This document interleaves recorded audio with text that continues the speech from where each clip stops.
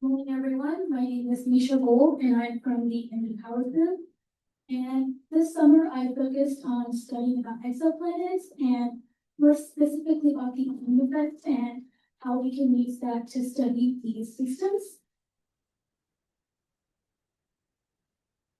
So essentially, to begin, what are exoplanets? So they are basically just planets outside of our solar system that orbit the star. And these planets can come in various shapes and sizes.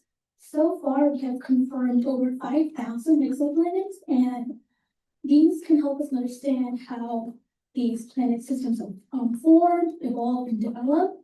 And by studying these exoplanets, we can actually understand how our own solar system compares to these other systems. So as you can see, there's planets in various shapes and sizes. Can I refresh it? What's wrong? Pictures on loading.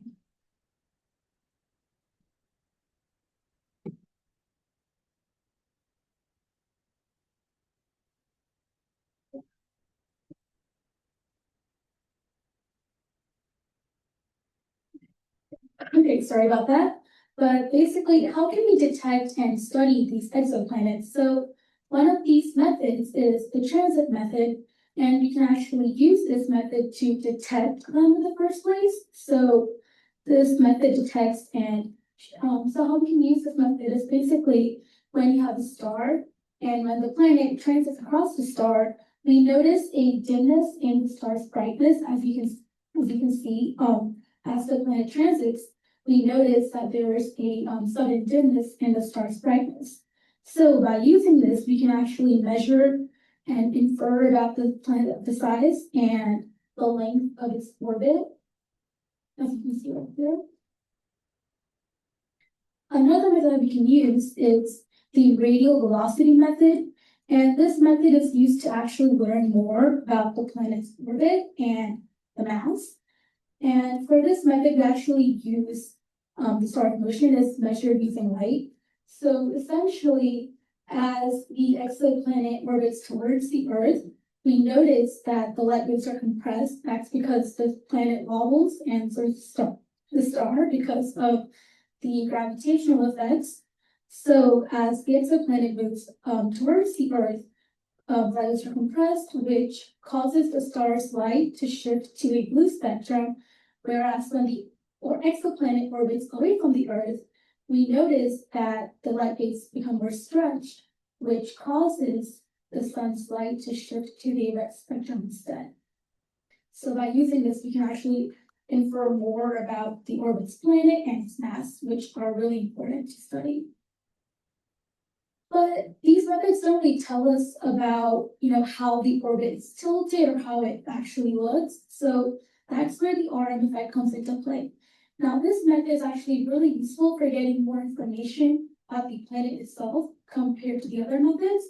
So what it does is it measures the alignment between a planet's orbit and the star's rotation. And it can actually show us how the planet moves across the star and can reveal whether or not the orbit is aligned or tilted. So here's a depiction of that. As you can notice, the star is moving across, and the black area over there is the orbital path, which is the path that the planet takes to cross the star. And it also uses the same idea as the radial velocity method about the blue shift and the red shift as well. So what exactly is the spin-orbit alignment, as I mentioned earlier? So basically, it just describes how a planet's orbit compares to its star's rotation, and it is measured by the spin-orbit angle, also known as lambda. So when you have a low lambda value, which is around 0 degrees, we observe that the orbit and rotation are aligned. As you can see in the first image over there, the equator is parallel to the orbit's path, which shows that it's well aligned. When you have high lambda around 60 to 90, we observe that the orbit is tilted or misaligned, as you can see in the second image here. And when you have a lambda around 180 degrees, you can observe that the planet orbits in the opposite direction, which is known as retrograde, As you can see here, it's anti-parallel to the equator. And when we collect these data, we typically expect for planets to be well aligned.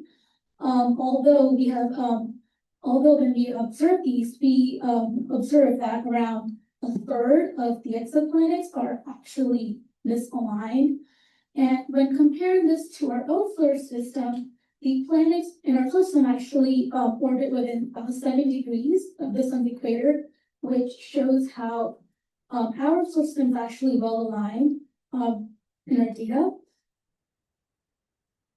Now that brings to what I focused on. So what I focused on was to understand what different values actually affect the RM signal in general, and how we can use this to better understand our solar system. So here I noticed that when we had lambda equals 0, like a depiction like that, we had a high amplitude, and since there was a red shift and a blue shift, we noticed a dip in the curve, like an S essentially. Whereas when lambda was 90, we just noticed essentially like a parabola in this case, and how just does not do that, as you can see. Now I focused on another factor, which is V. So V is essentially the impact parameter, and that tells us where the planet actually crosses the star. And when you have a low value of V, that means that the planet is passing near the center, whereas having a high value of V means that's actually passing more towards the edge itself. So as you can notice here, so I studied that, and I noticed that even though I kept the same lambda value, orbiting closer to the star for lambda equals 0, I actually got a stronger signal, whereas when I was farther away from the star and more towards its edge, I was picking up a weaker RM signal. As you can see here, we see a change in the amplitude. Now comparing that with lambda equals 90, as you can see, is that when I was actually closer to the center this time, I had a weaker signal, whereas when I was farther away, I actually got a bigger signal this time. So this can really show how lambda and V together can really affect the RM signal, and how misaligned and aligned orbits themselves can have very different results in how we collect signals. So as part of my research, I also investigated how the location of where the planet crosses and how its orbit tilt impact the strength of the RM signal. So as you can notice here, the yellow portion is where we have a larger amplitude, and then the darker blue is where the signal is weaker. So as you can see, there are certain values of lambda and V that work together well and can actually give us a larger amplitude. Having a larger amplitude is important because that means that these are more detectable, easier to study and find. But this causes an issue because not all orbital orientations can be observed. As we can notice, detection favors large and close-in planets, and this means that many planetary systems can actually remain undetected. And the data that we currently have might actually be influenced by selection bias, because we might not have strong enough tools that can actually understand and interpret the other data that we collect as the signal is too weak.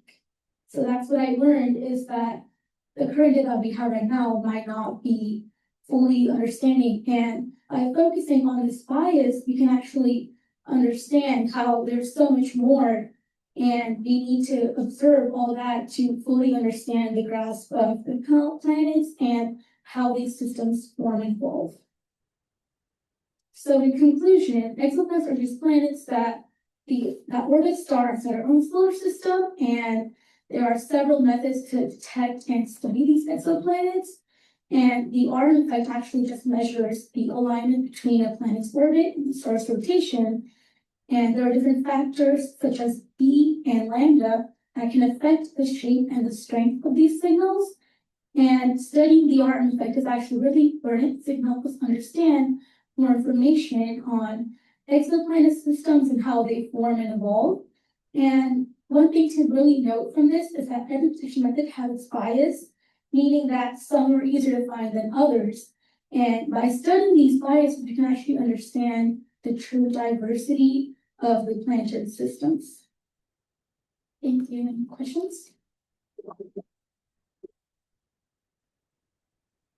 Yes. If you use a more sensitive detector, could you detect the farther out planets? Yes, I would assume so, because then we can actually observe them fully and get more data, though it still might be harder because the signal itself is very weak. So it depends. Yes. How do you account for the tilt of a star relative to us? As that affects the strength of the redshift solution. I'm not quite sure, but essentially I think it's relative to the star itself, and we just use patterns and data that we have currently to make those observations. So yeah. Yes. So on the arm observation, there seem to be points where derivatives on the discontinuous, like in these plots, like the blue one, derivatives seem Oh yeah, so that's actually just like a Python error on how it renders. It should be continuous throughout because the signal is just measuring like and capturing how the light shifts. So actually when I made this graph myself, I had the exact same question, is that it's discontinuous, but it should be continuous. It's just how we render, and just like calculations or just like misrepresentations that cause that. But essentially, ideally it should be continuous, as you can observe in the other graphs. It's just a random thing. Yes. So the durable here is how the radial velocity changes on the time. Mhm. Is okay? That seems like it'd be degenerate on the parameters about your system. Yeah. How do you deal with that? So with the translate, we just basically try to find out parameters that can work well with each other. So obviously this is just two, but there are many out there. So we have to test multiple factors and actually see how they work well or not. And we have to test those parameters with each other and try to figure out another way to calculate that then perhaps, because if it's degeneracy, that can actually cause issues in their data as well. So we have to kind of figure out a way to make sure that the data that we're putting can actually not show that pattern, and just working around those parameters, changing a couple factors around there and making them, adding relationships between those factors, that we can use that to actually fix our data. How many exoplanets this has been successfully used for? I think we've detected around like 5,000 or like 6,000, but for this one mainly itself, the arm effect is not to detect them, but rather to study them. Because the thing is that the arm effect method is actually really expensive, and it doesn't really provide as much information for detection, which is why we use multiple methods together. So for example, we actually use the transit method to first detect and find these exoplanets, and then we use different methods like the RM method and the radial velocity method to study them. So I'm pretty sure there's like many techniques that we've used, but mainly the most popular was the transit method. My question is like this RM signal, how many systems has it been robustly detected?